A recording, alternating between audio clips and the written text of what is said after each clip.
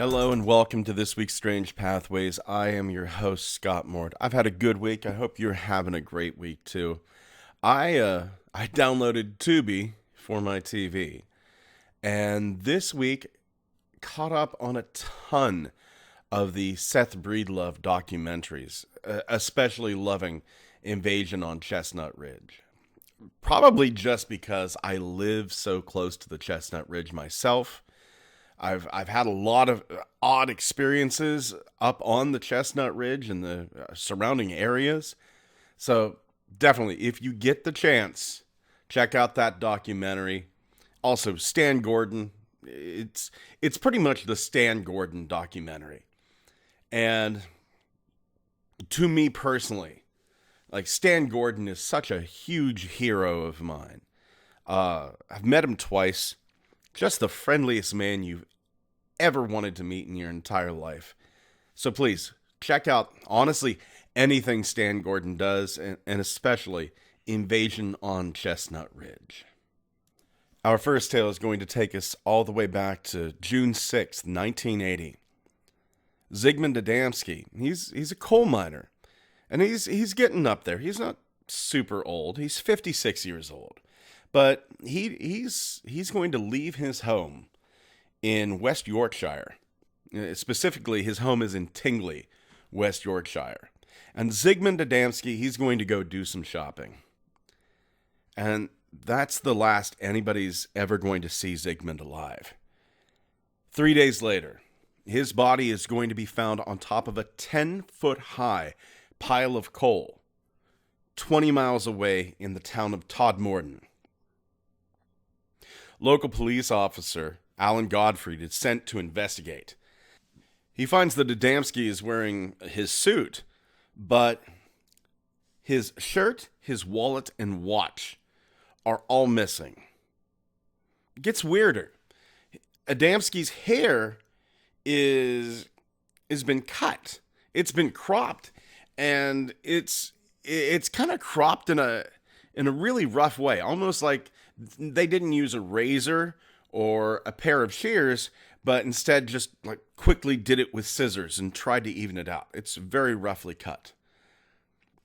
Even though Adamski's been missing for 3 days, he's only got a single day's growth on his beard. And then on top of that, Alan Godfrey, he's looking around.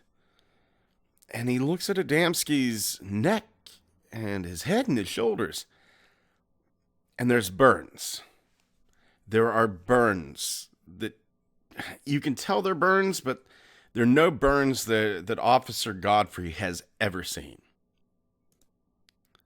Zigmund Adamski's body is turned over to Coroner James Turnbull. And he looks at these burns and he goes, "These have been treated with some kind of ointment that I can't identify." And they go, "What do you think he died from?" And Coroner Turnbull goes, "I think this man has been frightened to death."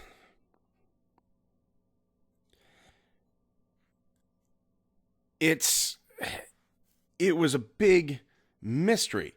And it remains a mystery to this day. Nobody has ever solved the case of Zigmund Adamski's death. And there are theories. KGB, struck by lightning. But there had been strange lights seen in the sky. So a lot of people were thinking, maybe this guy was killed by extraterrestrials. And Officer Godfrey had even said, "I'm open-minded. I can't rule it out." Did Adamski get killed by aliens? On purpose? Accidentally? Who knows? And any other time, that's where we'd put an end to this case. But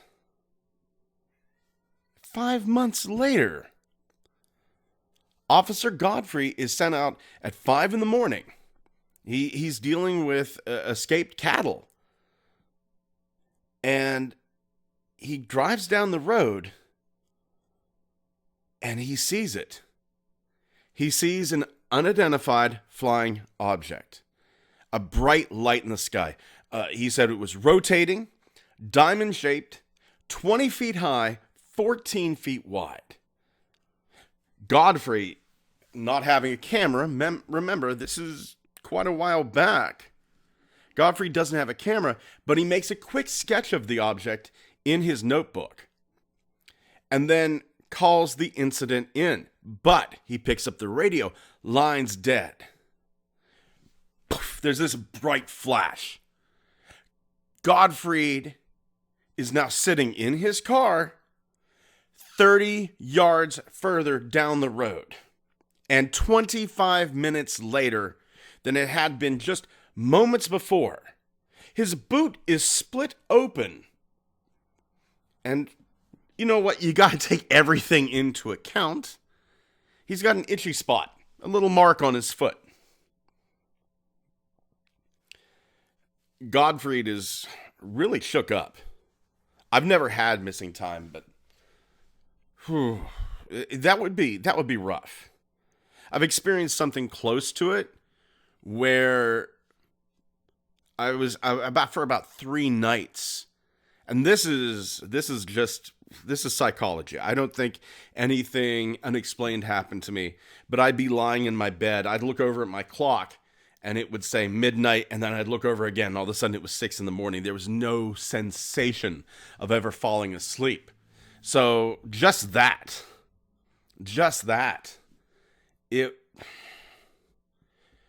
it bothered me that. And, you know, that's easy to, well, you fell asleep and it just doesn't feel like you slept. But like in the middle of all of this, to lose 25 minutes, it would be troublesome, to say the least. Godfrey goes back to where he had seen the light. And the road where his car had been, dry. Now, it had been raining, but it's dry. He gets out of the car, bravely I might add, looks around, finds the cows, but these cows had not been there before he saw the light in the sky. And say it with me now, whenever he reports this, he's made fun of. People say he's making it up or losing his mind. Instead of being taken seriously, he's ridiculed. Over and over and over again. When are we as a society going to stop? Because obviously something's happening. I do these stories. I do what, two or three every week? I have a list on my computer that I could do 2 or 3 a day for about 5 years and never slow down. When are we going to start taking this seriously? When are we going to stop making fun of these poor people? It's infuriating. Something's going on. But we as a society make fun of them. Godfrey decides, being the good cop that he is, he needs to get to the bottom of this. So he goes to see a hypnotist.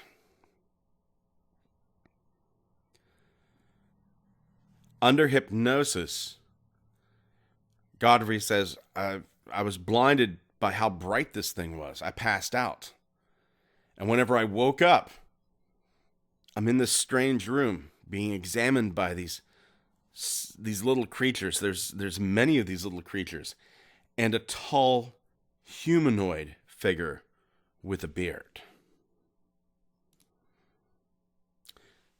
The story, as stories often do, they get leaked to the newspapers. It becomes international news. Godfrey is called into his inspector's office, the chief of police, if you will.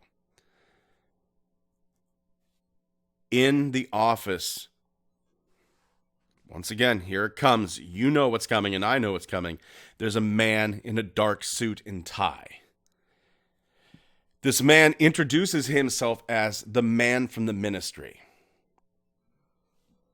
And this man from the ministry, he has a file containing all of Godfrey's drawings of the strange craft. Godfrey's not allowed to see the rest of the file. He's made to swear to the Official Secrets Act that he would not talk to anyone about what he'd seen, to which he reluctantly agrees.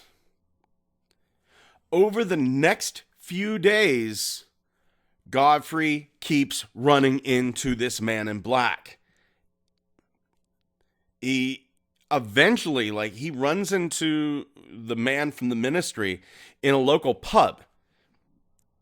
And he goes up to him and goes, "Clear off. Stop it. Stop following me." This man, Godfrey, tip of the hat to you, the guts. The man in black, the man from the ministry, disappears, never seen again. Godfrey doesn't believe he was an MI5 agent or from the ministry or an alien. He thinks that this man was from the West Yorkshire Police. And just to tell him, following him around, trying not to draw any more attention, because at the time there was a serial killer, the Yorkshire Ripper. They were getting a lot of bad publicity over not being able to catch this serial killer. And it would look bad, wouldn't it? According to the social stigmas we have. No, of course they're not catching the serial killer. They're too busy chasing lights in the sky. It's heartbreaking. And it keeps going on. Godfrey is telling the truth. He's gone under hypnosis, but he's still seen as an embarrassment to the police force and is transferred to Wakefield. And he's hounded out of the police. He himself said, "I wish I'd never seen the UFO, particularly because of the effects on my children. It's not easy having a policeman as a father, but when it's a policeman who's seen a UFO, it's even worse." God, that tears at you, doesn't it? It tears at you. So we have these two incidents in the 1980s, right? 40 years. For 40 years now, strange objects have been seen over the sky of this area.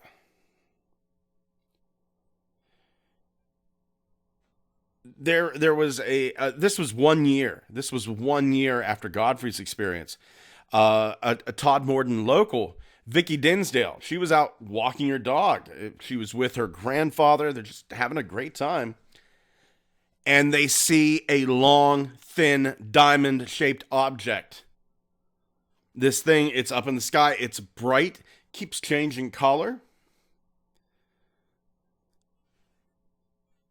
What does Vicky's grandfather tell her to do? Vicky's grandfather was a former sergeant in the army. What does he tell her to do? Keep your mouth shut. Look what happened to Godfrey. He actually mentions Godfrey by name. Don't tell anybody about this. Think about what happened to Officer Godfrey.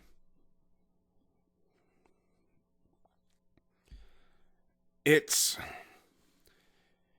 sad on so many levels. Godfrey lost his job, lost his credibility. He lost the respect of people around him. Zigmund Adamski lost his life.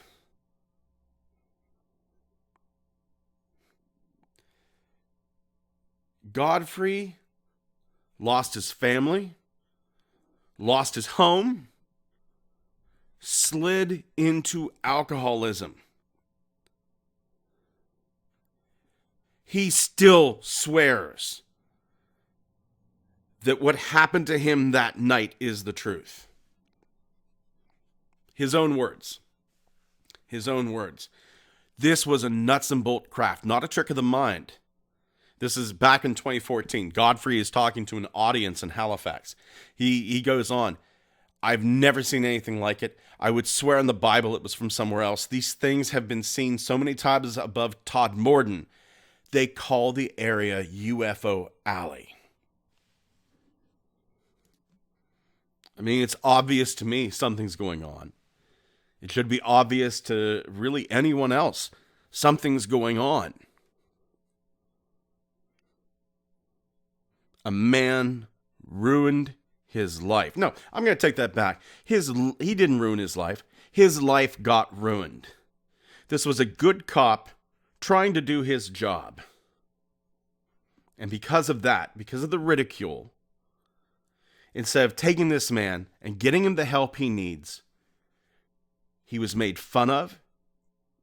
He shifted around. This is not some priest doing horrible things. This is a cop doing his duty, being a good cop. And this is his reward.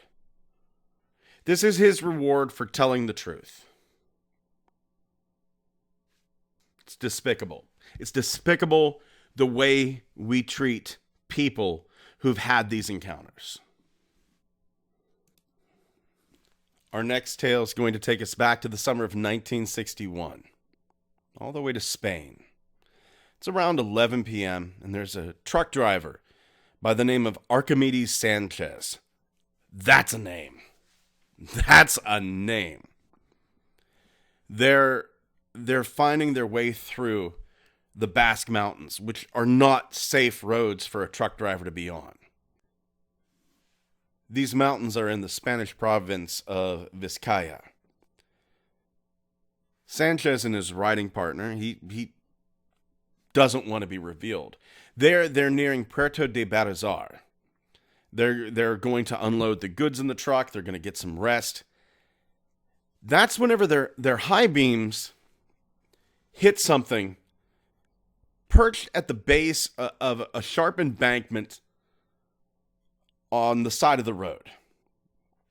Sanchez slams the brake. And they're stunned. They're stunned. What they're seeing is a hairy octopus about 3 to 4 feet tall, covered in a shaggy coat of rust-colored hair.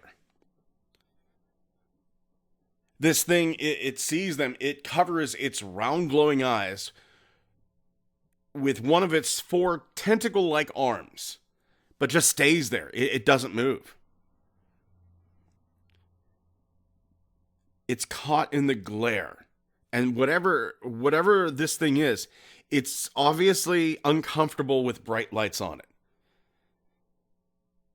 These truckers just sit there. The creature just sits there for several minutes until finally fear just grips Sanchez by the soul.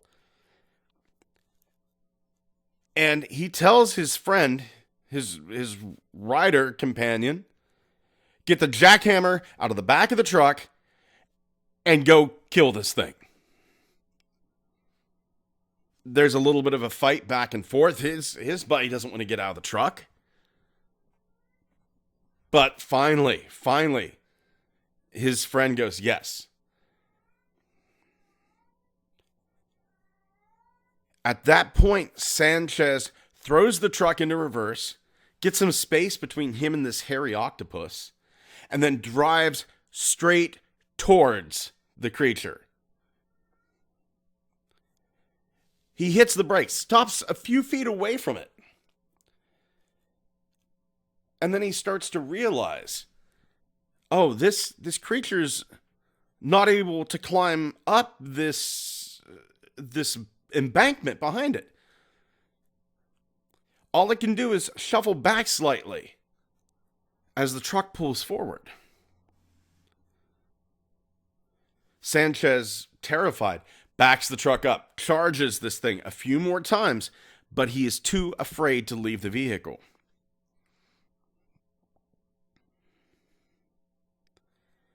Another truck barrels past them, and what they started to term Octosquatch. This driver never even reacted like he's seen it.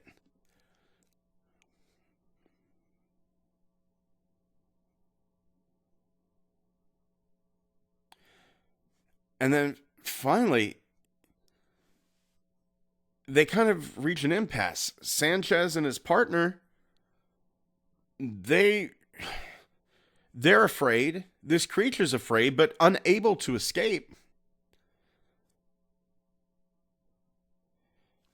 They decide, you know what? We're not going to kill this. It's not going to run away. We're too afraid. Let's just finish our job.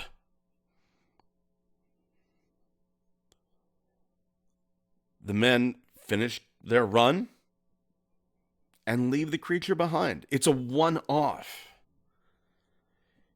It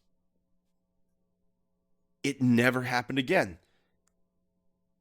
Archimedes Sanchez didn't report this right away. So, of course, by the time he's telling the story, any trace of Octosquatch is long gone.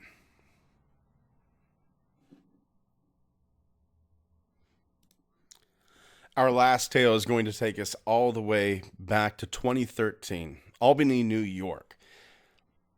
Now, this was reported by an investigator in Georgia, Aubrey Bowen. Aubrey spoke to an anonymous man recently. This man said that he and his friend's driving, they'd become lost trying to take a shortcut. And then they started to have car trouble. They found themselves, they were trying to get back to the University of Albany, but they find themselves on the back roads of rural New York. And this is somewhere between 10 and 11 p.m. in the summer of 2013.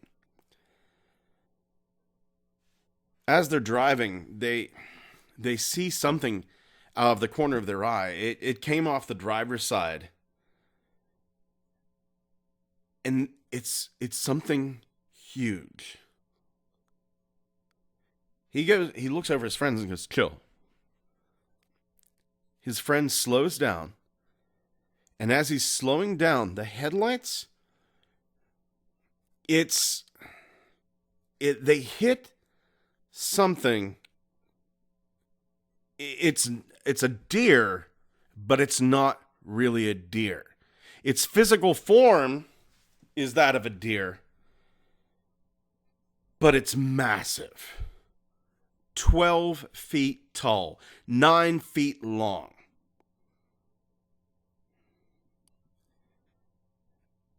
An elk,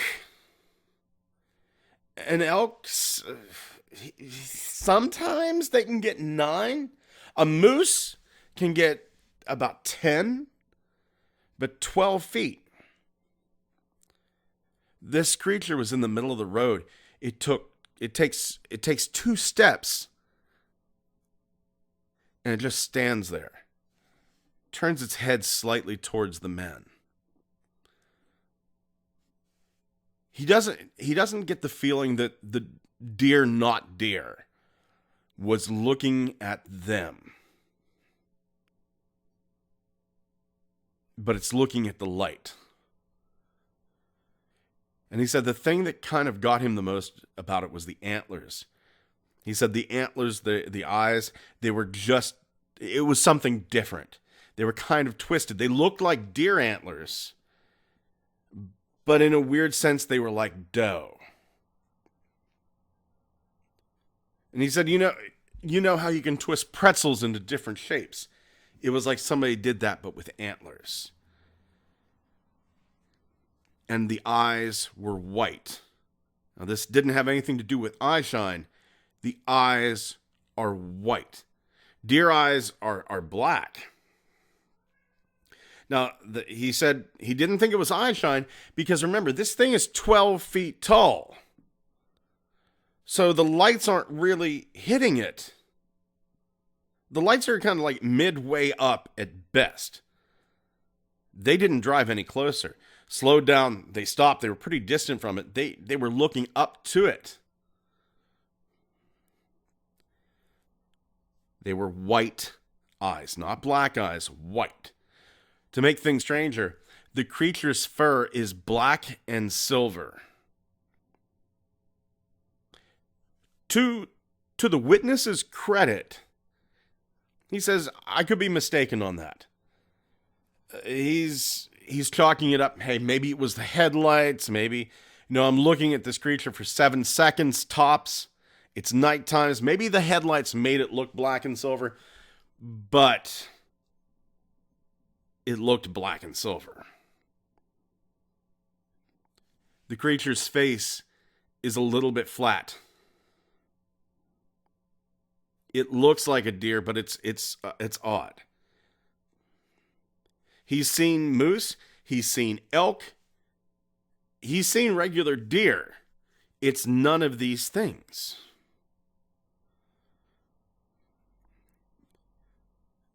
His friend and him, in their hearts, they chalk this up to being a spirit animal. Because it couldn't really have been anything else. Once again, just like the Octosquatch, it's a one-off cryptid. Even though there are more reports of people seeing not deer. But I'm not quite certain what to make of people seeing not deer. With the wasting disease, a few weeks ago we had pictures up of deer suffering from chronic wasting syndrome, also known as zombie deer virus. And I could see somebody looking at that in the night and going, yeah, that's a deer, but that's not a deer. But as far as I know, and I think it's pretty safe to say, there's no wasting syndrome that causes deer to grow 12 feet tall.